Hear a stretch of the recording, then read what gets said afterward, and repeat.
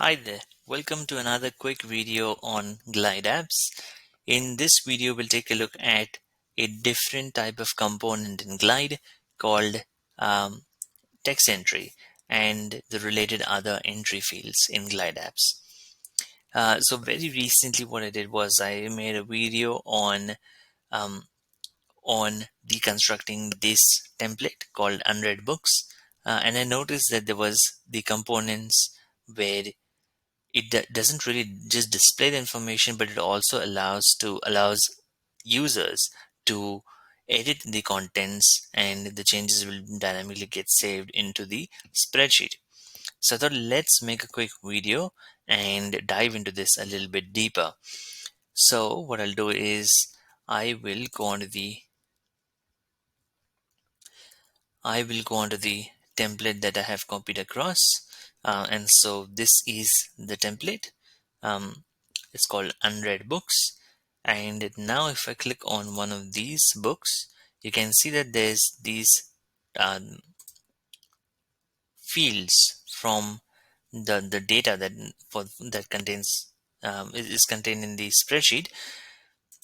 This is not just a label, it's not just a display text, but instead you can actually go ahead and edit it, and it will pretty much get saved, right? So it is not just temporary, it is actually going to get saved. So how is this working?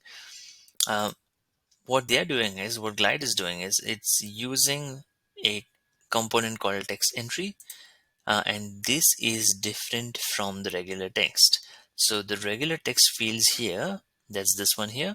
So if I add that, move it on top and change this to title,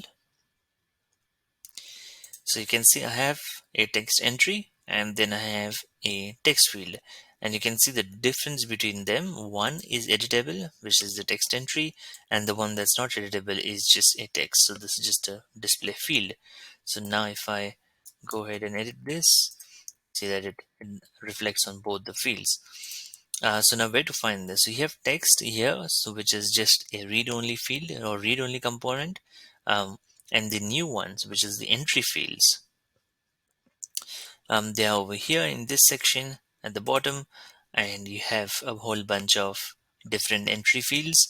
So you have comments, you have numbers, you have phones, locations, notes, so many bunch of different things. So depending on what your data type is, you can add that field into your app and not just display text anymore or display content anymore, but right in this page you can also get people to update the content.